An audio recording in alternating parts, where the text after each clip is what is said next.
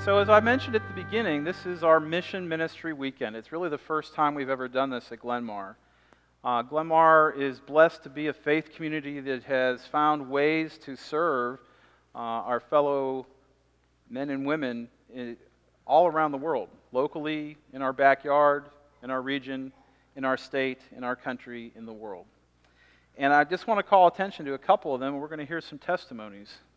Some of the many ministries that we do at Glenmar, mission ministries, include the food collection ministry, where we collect food about once a quarter, ask for people to donate groceries, and this gets shared with food closets in Ellicott City, up in Baltimore at Ames, down in Hurley, Virginia. And just this morning, today, we had Glenmar's 4th annual 5K, which is in support of the Maryland Food Bank right here in Howard County. Just today, they raised over $7,800 and a couple hundred pounds of donated food. A very family-friendly mission ministry is our Day of Service. This has happened the past 2 years. It's a one-day event. It's held on Martin Luther King Day in January.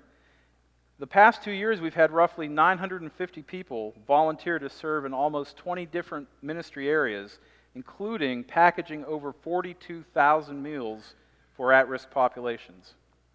And one of our partner churches for the Day of Service for both of these years is Ames Memorial United Methodist Church in Baltimore, and a ministry that we work with Ames includes the College and Career Prep Ministry, where volunteers work weekly with children and youth to help them reach their full potential.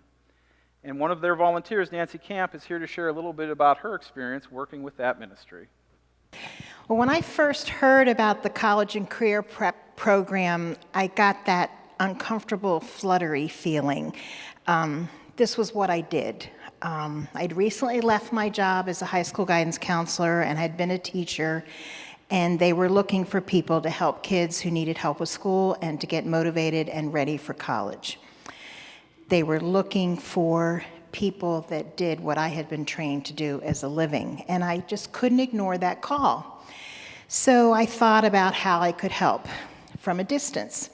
They could send me papers over the internet, I could grade them, give my feedback, they could call me with advice, and I could help them, and I could do all that from where I am right now.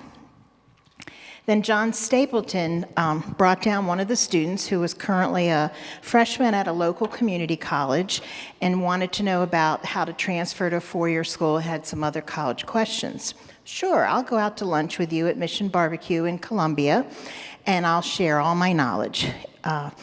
I was in my element, answering all her questions, and I called some colleges for her and did some research, and it became evident to me that I had some information that would be helpful to the group and that wasn't being met by some other people already there with their skill set. I don't know how long it took for me to actually go up there. This was way outside my comfort zone. Although I was born in Baltimore, I was in areas of the city that I had never been in. I went to the church. I started to get to know the kids. I could talk basketball with the boys. And I started to getting to know their school situations and realized that there were some areas that we needed some help from the schools. We needed some help from their teachers. And there were some things that I thought the schools were not doing that they should be doing. So I started to go to bat for these kids. I got releases, I called guidance counselors, met with teachers, and then those kids became our kids, became my kids.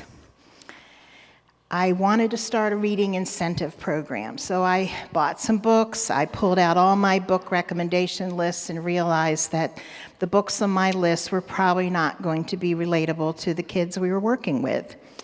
So I called some Baltimore City librarians, talked to some librarians in Howard County, and got some excellent book recommendations.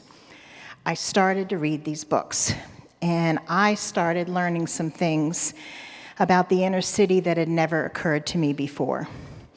It totally changed my view of their world and mine as well. I had assumed that what was assumed in my life was not the same for them.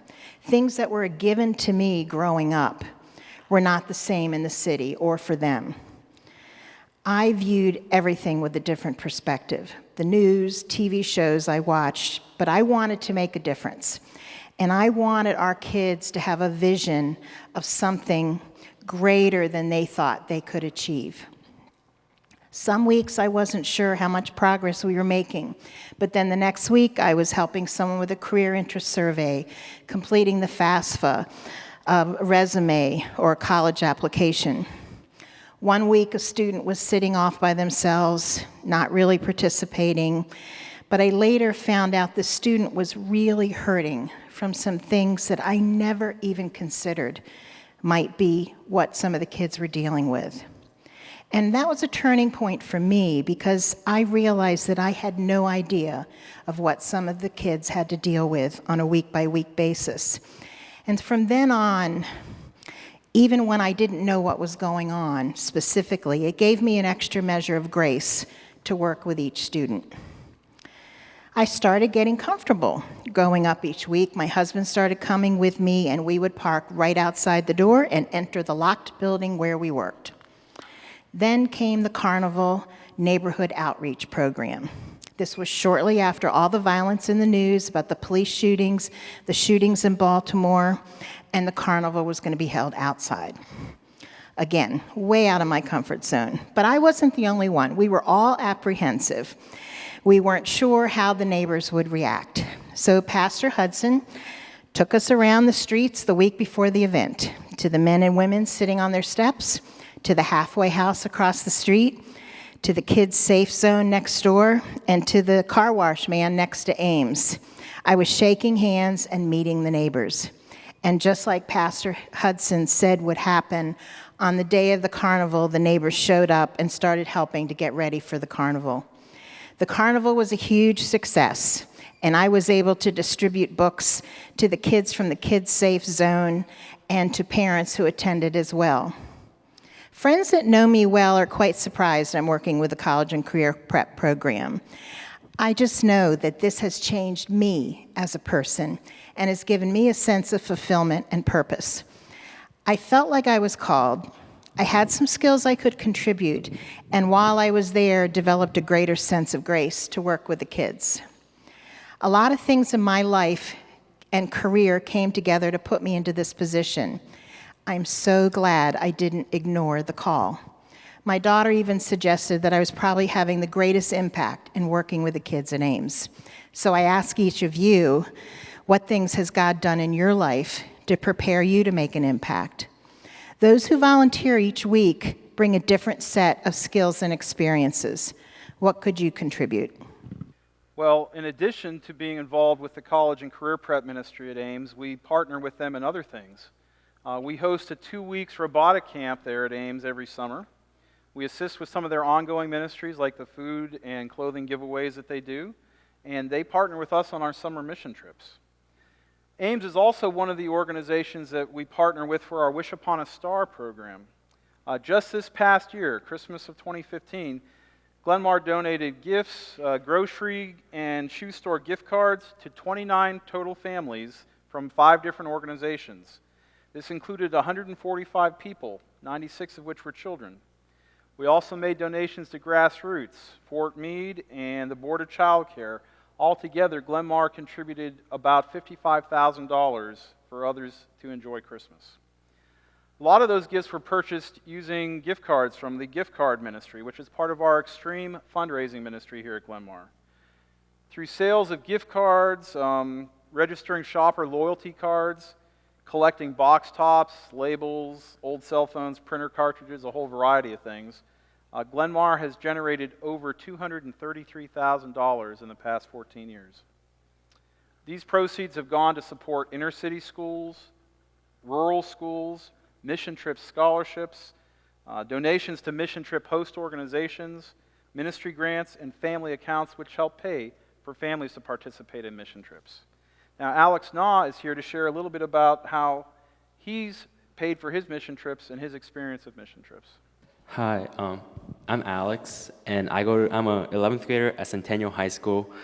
And first of all, for those of you guys who are not familiar with Green Team and what it does, essentially a family in the congregation We pay volunteers, youth and adult alike, and we would do garden work and small house repairs ranging from leaf blowing to cutting down small trees and painting. The entire fund goes to our personalized account, which we can use for our mission trips that we have here at Glenmar. So for the past 4 to 5 years, I've been going to Green Team almost every week when I started, but now every other month recently. Throughout my work with the Green Team, I was able to go to 2 Hurley mission trips, as well as send my sister to her middle school retreat. Green Team is an amazing experience for me because before the Green Team, I was just a naive 7th grader who didn't even know how to use a leaf blower without hurting others or myself. But now, because of experience that Mr. Tom Pirritano and other adults have provided for me, I learned how to use various tools that I was able to implement at Hurley mission trips. Green Team may sound like a small mission that only affects a small part of the community right here in Howard County, but it has a lasting effect, and it affects other people all across our nation. Through your generosity, we were able to send countless adults and team volunteers to individual mission trips that we have here. Aside from the physical aspect, here's how Green Team impacted my life. Green Team digs way deeper than garden work. We build relationships. Throughout my time with Green Team, I was able to build relationships with adults and teens alike. For example, at my first job in 7th grade, I was so scared of everyone. Like, there was just one short man who was bossing me around, and everyone knew how to do everything, but except me. I was just kind of nervously following everyone around, not knowing what to do. Fast forward 5 or 6 years later, Tom Pirritano, the short man who was bossing me around, and I are extremely close friends, and we can talk to each other at church freely. Green Team experience was really revolutionary in my life and allowed me to expand myself within the church. As I stated earlier, I was able to go to 2 Hurley mission trips using the funds I raised through Green Team. Mission trip is also a fantastic way to branch out and dig deeper within yourself and your faith. Let's get one thing straight. The difficulty level between Green Team jobs and Hurley mission trips are incomparable. I thought Green Team was intense with mowing lawns and bagging leaves, but when I went to Hurley, it was just Green Team to like 10,000th power. So 3 years ago, as a rising freshman, I went on my first mission trip. I don't remember much of it, but I do remember that when we ran into frustration and couldn't move forward, we would pray, and naturally, things would solve itself. Also that year, we were really lacking talent.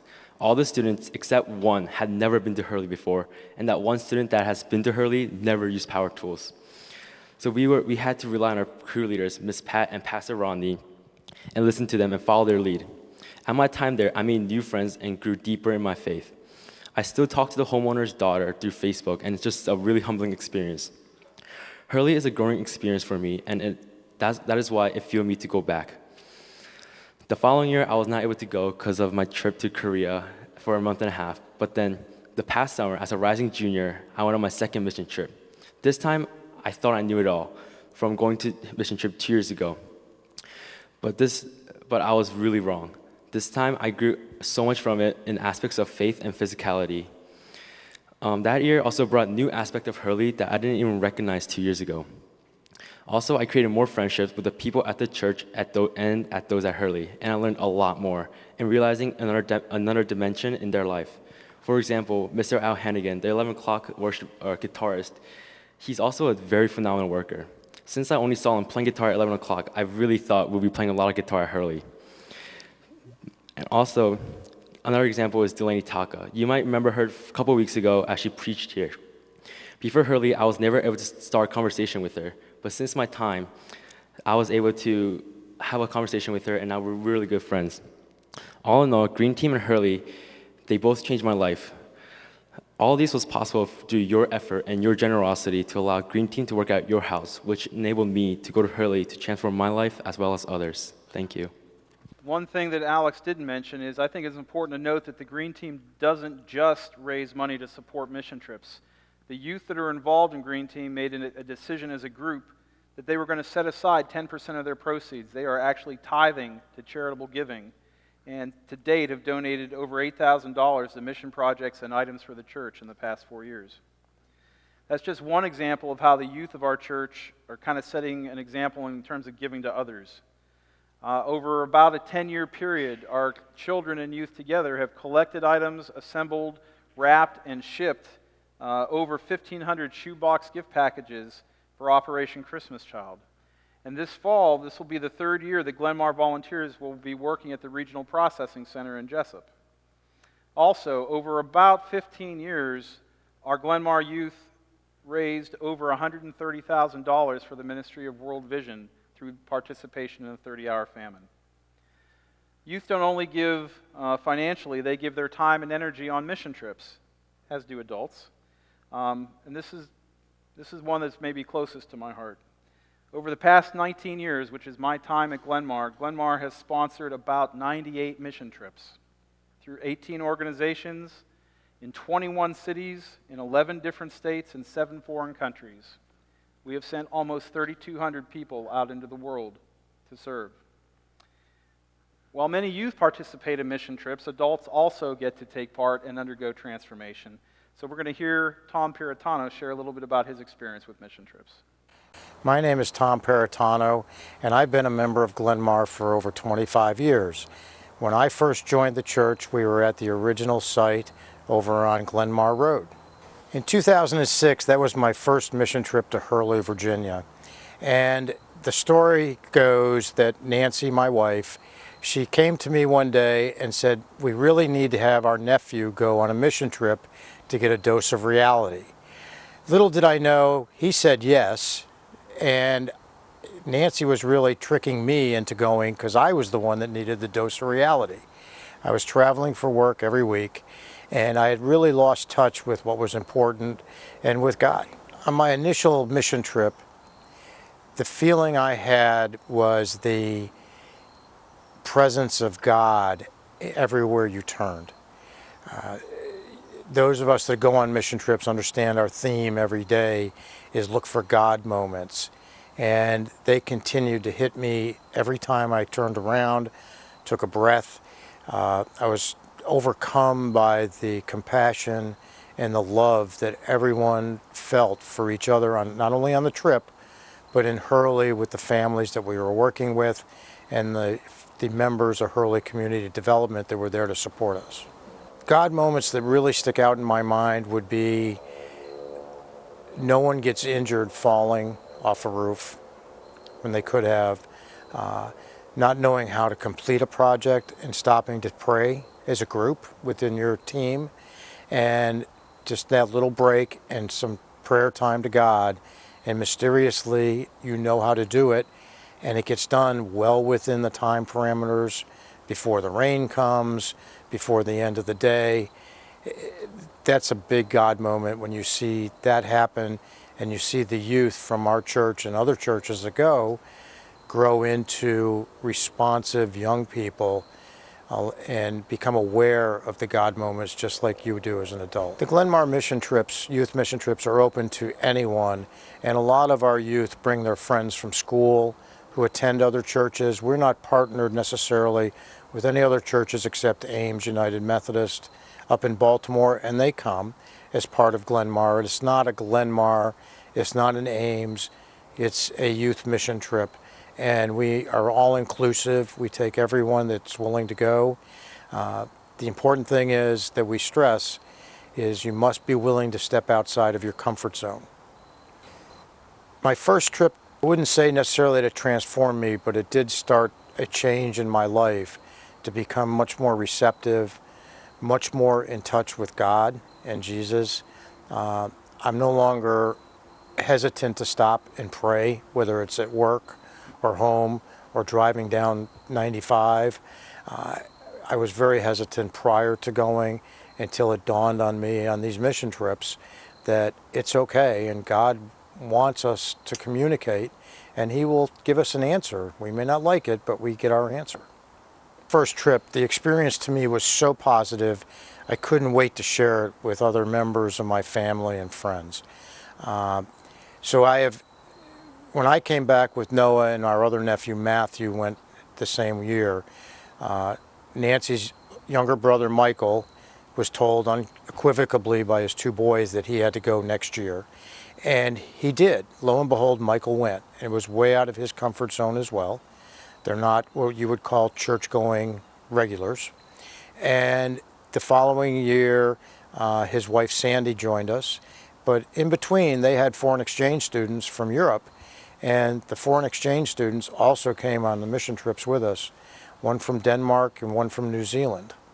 And last year, to my surprise, my wife Nancy came to Hurley, Virginia to see what it was all about, and she had a great time and loved every minute. Everyone should look for an opportunity to step outside of their normal day-to-day comfort zone, whether it's helping someone at the grocery store carry their bags out, or it's paying forward someone's toll at the toll booth, or just stopping and talking to an elderly person just randomly. Going on the mission trips, it gives us an opportunity to learn about our youth and the experiences they're having in their life, and maybe offer a little bit of positive guidance. But you find in turn the youth are giving you advice and guidance that is positive, and the youth actually are the ones that teach, look for the God moments. We're very fortunate at Glenmar, and going on a mission trip is a commitment. We understand that, but it is a life-changing commitment. When you do it once, and with the variety of mission trips we have, there's something here for everyone in this congregation, from 8th grade to 90 years old, to come and do a mission trip with us. Lest you get the wrong impression, not all mission ministries involve travel. Much of our mission ministries, many of them here at Glenmar, take place right in our own backyard, and a lot of them are focused on housing or homelessness issues. Glenmar was one of the original founders of Churches Concerned for the Homeless, which has been renamed Bridges to Housing Stability. Today, we take part in the annual Hotter Than Thou Chili Cook-Off fundraiser, and we contribute annually towards the Bridges budget and provide volunteers for some of their projects. For those that are actually dealing with being homeless, Glenmar was the founding organization, the founding church of the cold weather shelter program in this county. We have hosted guests for 13 straight years. In addition, Glenmar does a lot of ministry with Grassroots, which runs Howard County's homeless shelter as part of their overall services. We collect donations for Grassroots. Every week we take at least 3 bags of groceries or other items that Grassroots has requested. That's every single week for at least the past 3 years. Once a month we do dinner for the guests at their shelter for the last 15 years. We also help with fundraising. For the last 5 years, the Glenmar Golf Tournament and Silent Auction have raised over $145,000 in support of the ministries of Grassroots. The reality, though, is that not every ministry need can be scheduled. And Cris Werneck is here to talk about her recent experience in the Ellicott City flooding. Good evening. Oh, wow, it's potent. My name is Cris Werneck, and up until July 30th, I owned a business on Main Street. I have been a member of Glenmar for over 10 years, and now I know more than ever how fortunate I am to be part of this community, for I have been a recipient of its generosity and kindness. If you took a bag of clothes to wash from church 8 weeks ago, you helped me. If you washed muddy bins, china, or even my chandelier, you helped me. Some of you cooked for my family and I. You may have contributed to EC Strong or HelpEllicottCity.com, my GoFundMe page, or even written me a personal check, handed me cash, or a gift card. You may have brought food donations to church, bought a sticker or a magnet, ordered a t-shirt. If you did, you helped me. If you carried bins and furniture out of my store's basement, unscrewed racks from my walls, or even dumped black, moldy, stinky water out of my bins of clothing, you helped me. Maybe you helped me set up at Turf Valley. If you sent me an email, a text, a Facebook friend request, or simply smiled at me, you helped me. If you prayed for me, you helped me. Thank you, each and every one of you. A couple of years ago, my downstairs neighbor had a fire in her house. I remember seeing her surrounded by firefighters, her face black with soot. She told me she was fine, and I just couldn't believe her. How could she be? I have come to know that shock very well. When flood victims chat, there are certain things we find to be universally true. Regardless of how differently we may cope with these circumstances, we agree that at first we were shocked. I actually asked a police officer that Saturday night, when would I be allowed back into my store the next day? Would it be early afternoon? In the beginning, there were good and bad moments. I would be laughing at a joke, then all of a sudden find my eyes fill with tears. Then there were good and bad days. I could actually go 24 hours without crying. Eventually, I realized that when I did cry, it was out of gratitude because of some kind gesture done for me. One of those emails, or even a Facebook post like. A friend patting my shoulder as I looked in my basement at just how much was still left after all the undamaged bins had been removed. The lady from the food bank handing me my first bag of donated food. I remember that moment so clearly. I had walked past the bags on my way into a meeting and thought, those are for someone else. But then on the way out, this woman tried handing me a bag. And I told her there were others who needed it more than I. She said, "This is for you." I heard the body of Christ given for you. I took the first bag, then the second bag, and then I visited the food bank for the first time. I was received with open arms by people who knew that never in a million years had I pictured myself there, who reassured me that this was a season in my life and that there was nothing wrong with accepting this assistance, this grace. I have seen kindness all around me the past 8 weeks. I have seen people from all different backgrounds and sets of beliefs help each other, whether carrying buckets of mud out of buildings or holding fundraisers for us. I have seen the hands and feet of Jesus. But you see, I know God personally. So when I see him in the world, I recognize him. But not everyone knows him. And the world is often not a pretty place. There's a great deal of anger surrounding the flood and its consequences. I have heard people say that God has personally attacked them with the flood, that he has punished them. Others have said that there is no God, because if he existed, there would be no floods. In this world of limited funds and many mouths to feed, business owners bicker and accuse each other of being self-serving. Some people loot empty buildings. Others shoplift from our markets where we are selling the things that we could salvage. The media has moved on to other disasters. There are people who are shaming me for accepting help. And in this bleak world, it is difficult for those who really did not know our God to see him. We are so fortunate to live in a county where so many are able to give so much. Yet these gifts are not always made in the name of our Lord. People are not always seen as the hands and feet of Jesus. And so even though some may witness him on a daily basis, they may not be able to recognize him. As his children, it is our duty to show others his love and to call it what it is, Christian love. To let people know that when we help, we do so because Jesus taught us to do so. I think a great deal about what on earth as it is in heaven means. What is heaven like? I think it is a place where community is the only way in which to live, where others' needs always come before our own. I know we can each contribute to bringing a little bit of that heaven here to our earth.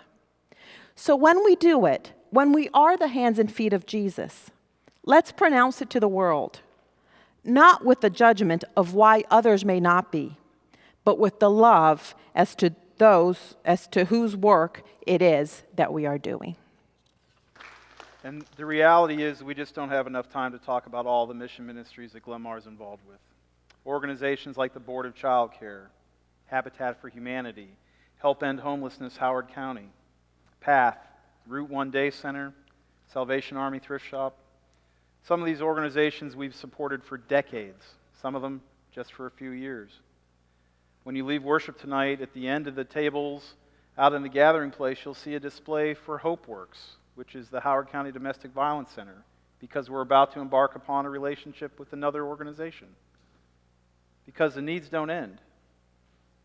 And we need to remember that we are blessed people, blessed by a God who loves us more than we deserve and pours blessing after blessing into our lives.